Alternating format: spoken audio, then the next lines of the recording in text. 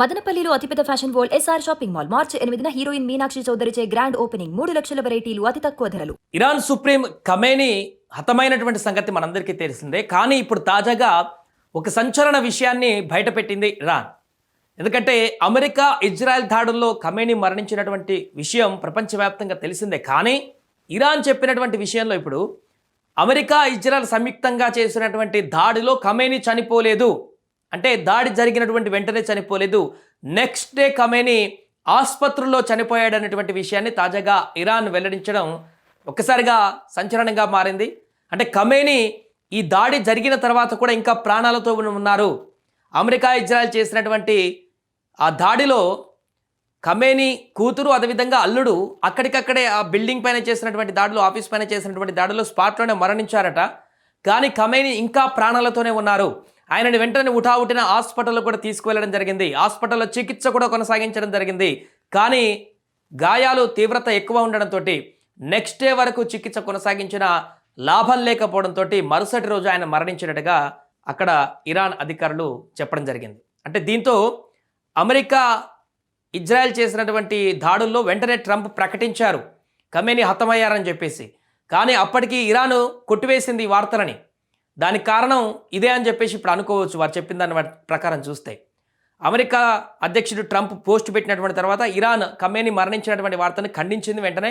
But కొన్ని గంటల తర్వాత అప్పుడు అధికారికంగా ప్రకటించింది నెక్స్ట్ డే. అంటే అప్పటి వరకు ఖమేనీ తీవ్రమైనటువంటి గాయాలతో ఉన్నటువంటి ఖమేనీని హాస్పిటల్లో ట్రీట్మెంట్ కొనసాగించారు. అప్పటికి ప్రాణాలతో ఆయన ఉన్నాడు. వెంటిలేటర్ మీద ట్రీట్మెంట్ అందించి ప్రాణాలను కాపాడడానికి చివరి వరకు ప్రయత్నం చేశారు. కానీ అప్పటికి ఫలితం లేకపోవడంతో మరుసటి రోజు ఆయన మరణించినట్టుగా చెప్తున్నారు. అందుకే ఇరాన్ వెంటనే ఇజ్రాయెల్ అమెరికా చేసినటువంటి దాడిలో అమెరికా అధ్యక్షుడు ట్రంప్ ప్రకటించినప్పటికీ కూడా ఖమేనీ మరణించినట్టుగా వాళ్ళు యాక్సెప్ట్ చేయలేదు. ఎందుకు నెక్స్ట్ డే యాక్సెప్ట్ చేశారంటే ఇది పరిస్థితి. ఇప్పుడు చెప్తున్నారు, హాస్పిటల్కి తీసుకువెళ్లారు ఖమేనీని, ఆయన వెంటనే స్పాట్లోనే చనిపోలేదు బిల్డింగ్ వద్ద. అల్లుడు కూతురు మాత్రం అక్కడికక్కడే చనిపోయారు, మిగతా అధికారులందరూ కూడా అక్కడికే చనిపోయారు. కానీ ఖమేనీ మాత్రం ఈ యొక్క దాడి జరిగినటువంటి తరుణంలో ప్రాణాలతోనే ఉన్నారనేటువంటి విషయాన్ని స్వయంగా ఇప్పుడు చెప్పడం జరిగింది. దీంతో ఇప్పుడు ఒక కొత్త చర్చ కూడా పైకి వచ్చినట్టుగా తెలుస్తుంది. ఇది ఎవరు చెప్పారంటే ఆ యొక్క ఖమేనీకి అత్యంత సన్నిహిత వ్యక్తి అయినటువంటి అనుచరుడు అబ్దుల్ మజీద్ హకీం ఎలాలి, ఇతనే ఈ విషయాన్ని వెల్లడించడం జరిగింది. సో ఈ ప్రకటనతో ఖమేనీ మరణం పైన నెలకొన్నటువంటి అనుమానాలన్నీ కూడా ఇప్పుడు తొలగిపోయాయి.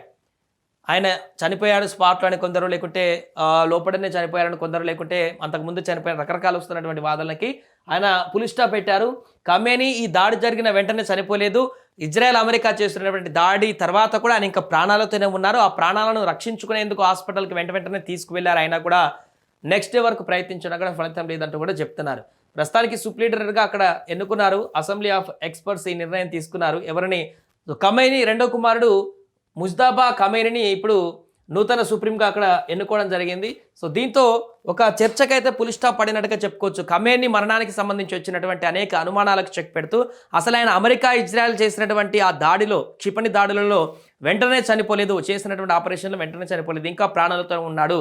కొంత కాలం కలిసి వస్తే ఆ సుప్రీం నేత ఇంకా బతికేటువంటి అవకాశం కూడా ఉండేది. ఎందుకంటే హాస్పిటల్కి తీసుకువెళ్ళాడు, అక్కడ చికిత్స కూడా కొనసాగింది కదా, స్పాట్లోనే మరణించలేదు. కాబట్టి ఆ చికిత్సలో ఇంకొంత తక్కువ గాయాలు అయ్యి ఉంటే మాత్రం ఖచ్చితంగా ఆయనకి ప్రాణాలతో బతికేటువంటి అవకాశం ఉండేదంటూ కూడా చెప్తున్నారు.